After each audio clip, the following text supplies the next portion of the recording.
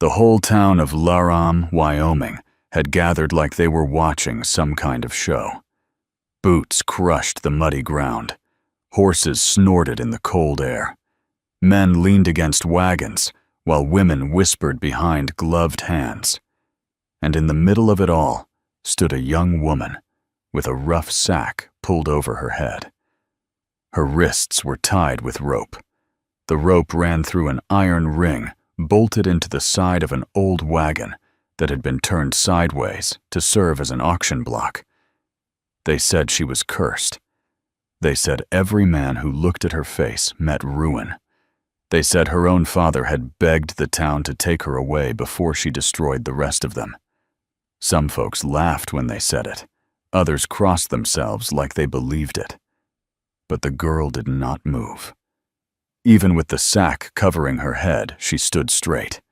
Her shoulders were steady. Her chin lifted beneath the cloth, as if she refused to bow to the crowd around her. A thin man named Clyde Mercer stood on the wagon, waving a folded paper in the air. "Strong back," Clyde called loudly. "Young, healthy, no sickness, just unfortunate in the face." The crowd chuckled. $10, Clyde shouted. $10, and she's yours. You don't even have to look at her. Keep the sack on if it bothers you.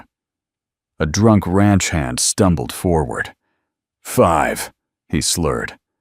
Another man laughed. "I'll give $7. Need someone to scrub floors." They talked about her like she wasn't even there, like she was a broken mule, like she was a sack of grain. At the edge of the crowd stood a tall man wrapped in a heavy buffalo coat dusted with snow. Elias Boone had ridden down from the Bighorn Mountains that morning. He came to Laram only a few times each year to trade furs and buy supplies before winter sealed the high passes. He had not come looking for a bride. But now he stood there, watching something that made his chest tighten in a way he did not like. He had seen men die in the war. He had seen starving families in broken towns. But this felt worse, because the woman on that wagon was still alive, and the town was treating her like she wasn't. $7, the ranch hand repeated. Clyde Mercer grinned. "7 going once. 20. The voice cut through the noise like a rifle shot. The crowd turned. Elias stepped forward slowly. Snow clung to his boots. His broad shoulders filled the space between two wagons as people moved aside. Clyde's mouth fell open. "20, Boone," he said. "You ain't even seen her." Elias's voice was low and steady. "I'm buying her work, not her face." The girl's hands tightened slightly at her sides when he spoke. Someone in the crowd scoffed. "You'll regret it when you see her." Elias didn't look away from the wagon. 30. Now the crowd went silent. No one wanted to spend that much money on someone they believed was cursed. Clyde Mercer wasted no time. He snatched the leather pouch Elias tossed onto the wagon. The coins inside clinked heavy. "Sold!" he shouted. "She's yours, mountain man." He leaned closer to Elias with a crooked grin. "Don't come crying when you see what's under that sack." Elias climbed onto the wagon. Up close, the girl seemed smaller than he expected, but there was something about the way she stood that felt strong. He untied the rope from the iron ring. For a moment he considered pulling the sack off right there in front of everyone, but he didn't. "Walk," he said quietly. She stepped down beside him. The crowd watched them leave, whispering and laughing behind their backs. Elias ignored them. Outside town, he mounted his chestnut stallion and tied the lead rope of a second horse to his saddle. He helped the girl climb onto the spare horse. Her movements were careful, balanced, not clumsy, not afraid. They rode out of Laram beneath a gray sky. Snow covered the ground as they climbed toward the mountains. For hours they rode in silence. The town disappeared behind them like a bad memory. Finally, Elias spoke. "You can take it off." The girl did not answer. "No one's watching," he added. After a moment, she reached up and loosened the rope around the sack, but instead of removing it completely, she only lifted the cloth enough to see the trail ahead. Her face remained hidden. Elias frowned slightly, but said nothing. By nightfall, they reached his cabin. It stood beside a frozen creek surrounded by tall pine trees. Smoke drifted from the chimney. The place was rough but solid, built by Elias with his own hands.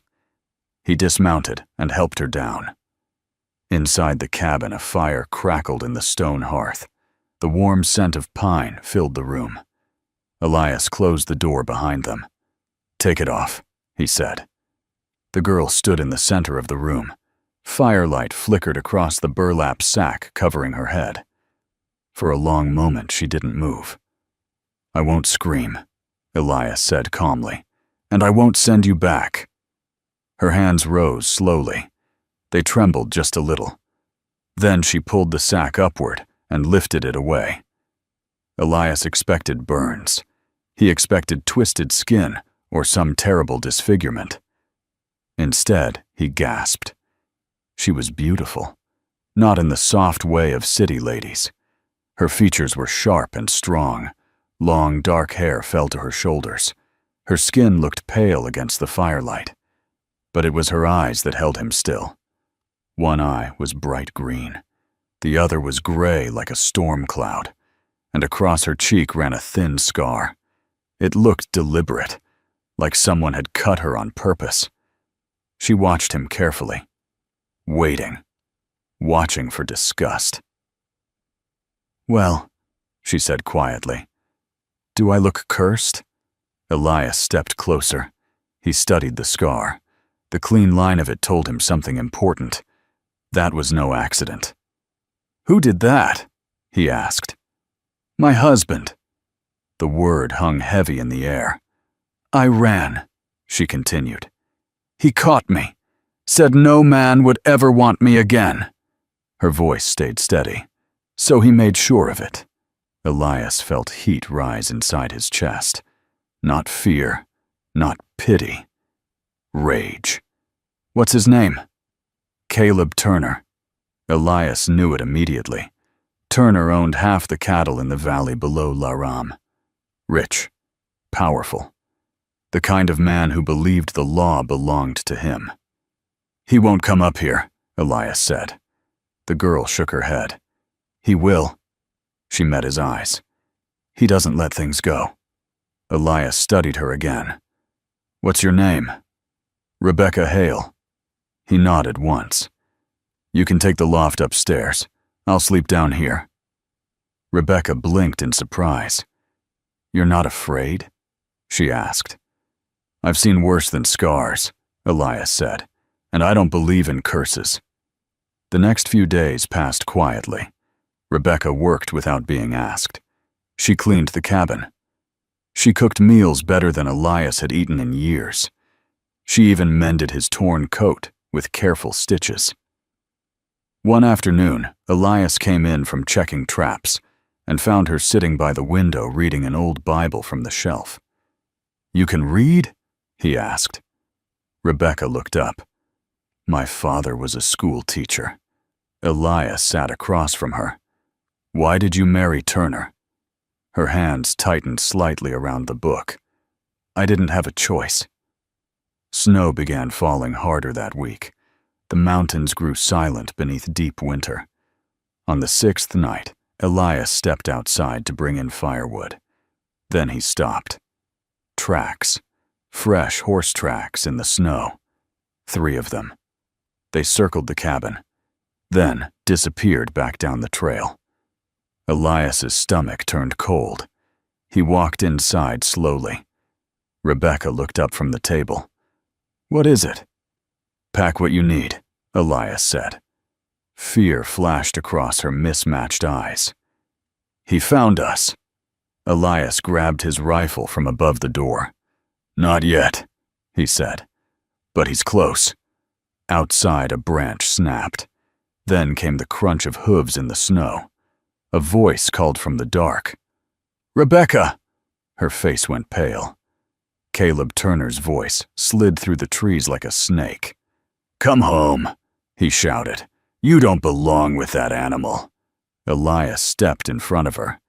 "You stay behind me." The cabin door rattled as someone slammed against it. "Open up, Boone," Caleb shouted, "or we burn you out." Rebecca's breathing quickened. Elias looked at her. "You know how to shoot?" She nodded once. He handed her a spare rifle. Outside, boots crunched closer through the snow. Inside the cabin, the fire cracked softly. Then the first gunshot shattered the window. Wood splintered across the room. Cold wind rushed inside. Elias fired back through the door. A man screamed outside. Rebecca moved quickly to the side wall and aimed through the broken window. Another shot rang out. More shouting. Caleb's voice roared with anger. "You think you can keep what's mine?" Rebecca's eyes hardened. "I was never yours," she whispered. Elias glanced at her and saw something fierce burning in her expression. Not fear. Strength. The cabin door groaned under another heavy blow. Elias reloaded his rifle. "They'll try the back," he said. Rebecca ran to the rear window and steadied her aim. Outside, the latch began to move slowly. Without hesitation, she fired through the wood. A body dropped in the snow. For a moment, everything went quiet. Snow swallowed the sound of the world. Then, Caleb shouted from the trees. "This isn't over." Elias stepped to the broken window. Through the swirling snow, he saw a rider retreating down the trail. Caleb Turner. Alive. But the look he gave the cabin before disappearing into the storm promised something far worse than tonight. Elias shut the door and barred it tight. Rebecca stood shaking now, the rifle still clutched in her hands. He gently lowered the gun. "You did good," he said. Tears finally slipped down her cheeks. "He won't stop." Elias looked out into the dark storm beyond the cabin. "Then neither will we." Outside, the wind howled through the mountains, and winter had only just begun. The storm did not stop for 3 days. Snow buried the cabin halfway to the windows. Wind roared through the pine trees and piled white drifts against the walls. The mountains disappeared behind a thick curtain of blowing snow. Inside the cabin, the fire burned day and night. Rebecca worked quietly. She chopped vegetables. She stirred soup over the fire. She cleaned the rifles and laid them in a neat row on the table. Neither of them spoke much. They both knew Caleb Turner was still out there somewhere, and men like him did not give up easily. On the second night, Elias woke to a sound above him. Soft crying. He sat up slowly on his cot near the door. The cabin was dim, except for the glowing fire. "Rebecca," he said gently. The crying stopped. After a moment, the ladder creaked, and she climbed down from the loft. Her hair hung loose around her shoulders. The scar along her cheek caught the firelight. "I had a dream," she said quietly. Elias added another log to the fire. "What kind of dream?" "He found me again," she whispered. "Only this time, there was no one to help." Elias leaned back against the wall. "He's flesh and blood," Elias said calmly. "Not some ghost." Rebecca looked at him. "And flesh and blood can bleed." She studied him for a moment. "You talk like a soldier." "I was," Elias answered. "Cavalry." Rebecca sat near the fire. "What did you learn in the war?" Elias stared into the flames. "That fear is loud before a fight." He paused. "But after the first shot, it goes quiet. Then it's just action." Rebecca nodded slowly. "You're not afraid of him," she said. Elias shrugged. "I don't like bullies." The storm finally cleared on the 4th morning. The sky turned bright and cold. Sunlight reflected off endless snow across the mountains. Elias stepped outside to check the area around the cabin.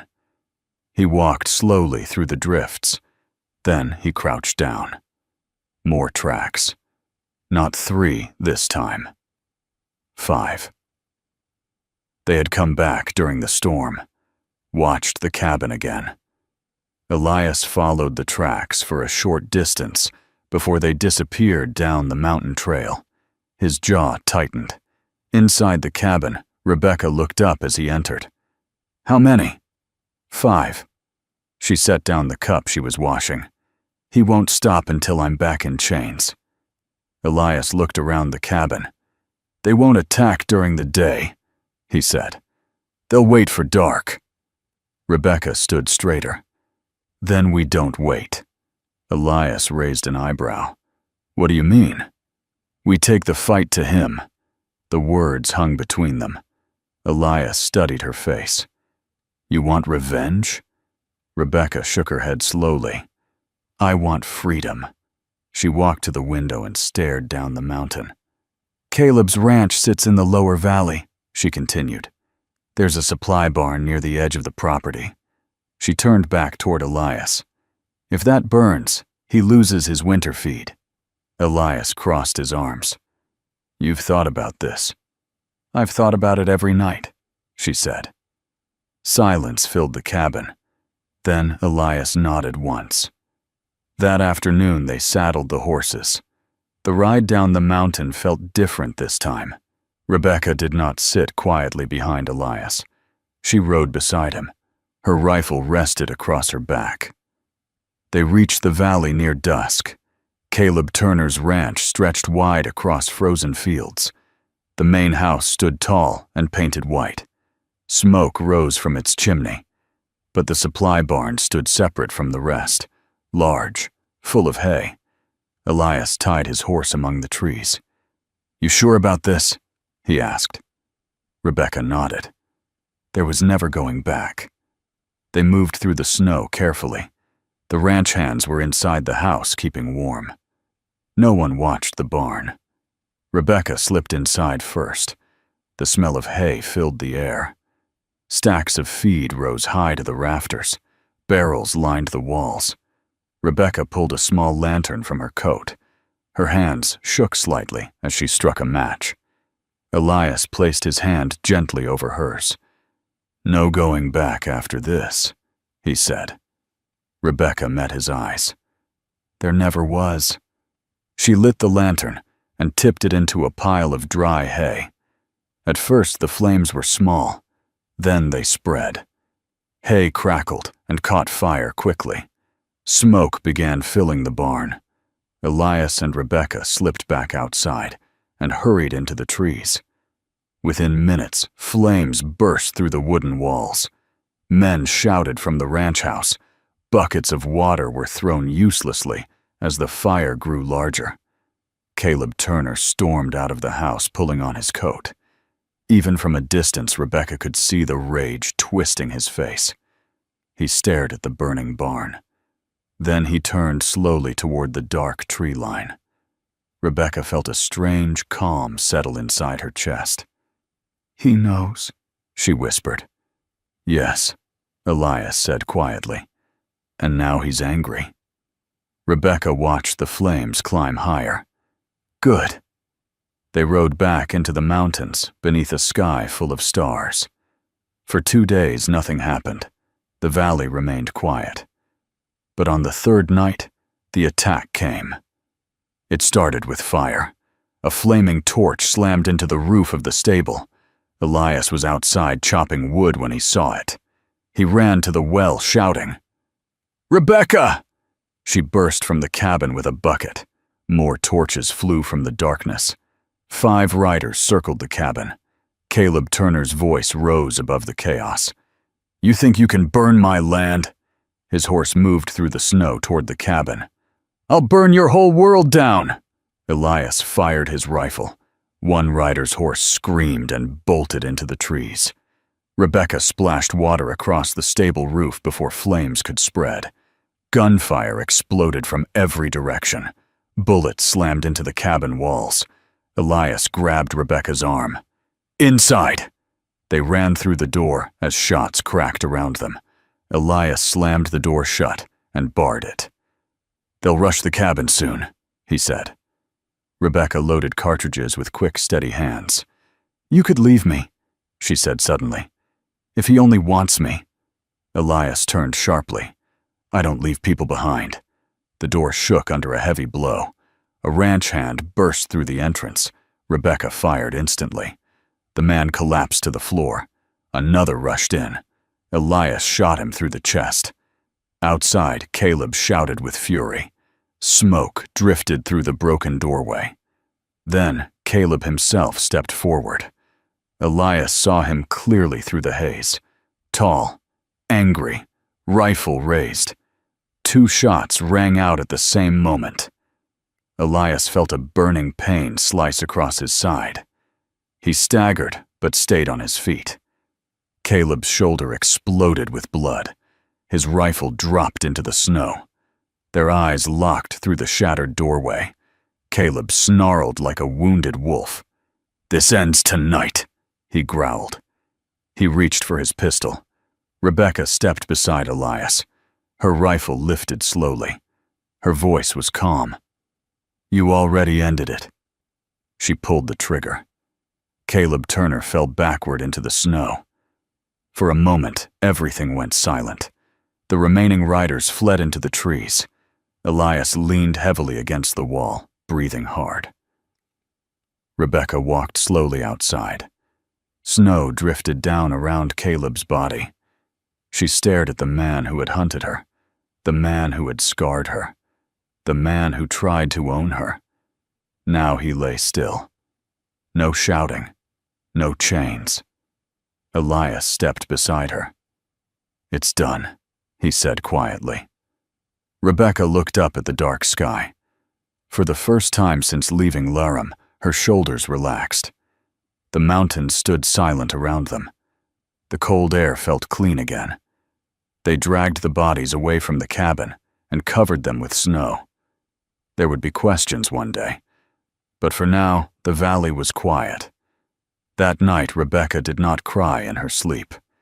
Before dawn, she climbed down from the loft and sat beside Elias near the fire.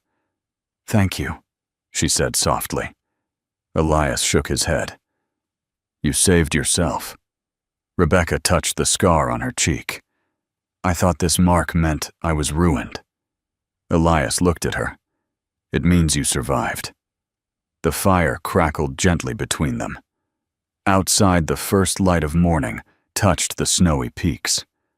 Winter was still strong, but the fear that had followed Rebecca from Laram was finally gone. Or at least that was what they believed. The valley stayed quiet for a week after Caleb Turner fell in the snow. No riders came up the mountain. No torches burned in the night. The only sounds were wind moving through the tall pine trees and the slow cracking of ice along the frozen creek. But Elias Boone knew the West well enough to understand something important. Silence did not always mean peace. Sometimes it meant trouble was still deciding when to arrive. On the 8th morning, Elias saddled his horse and rode down the mountain trail toward the small trading post near the fork in the river. The cabin had enough meat from his traps, but flour and salt were running low. Rebecca insisted on coming. "You don't have to ride everywhere with me," Elias said as he tightened the saddle strap. Rebecca swung onto her horse beside him. "Yes, I do," she replied calmly. "We face things together now." Elias did not argue. The ride down the mountain was quiet. Spring had not yet reached the high country, but the sun felt warmer on their backs. The snow had begun to soften along the trail. When they reached the trading post, the old wooden sign above the door creaked in the wind. 2 unfamiliar horses stood tied outside. Elias noticed them immediately. Inside the small building, 3 men stood near the counter speaking in low voices. They wore long dusters and clean boots. Not miners, Not ranch hands, lawmen. One of them turned when the door opened. "You Elias Boone?" the tallest one asked. Elias stepped inside slowly. "That depends who's asking."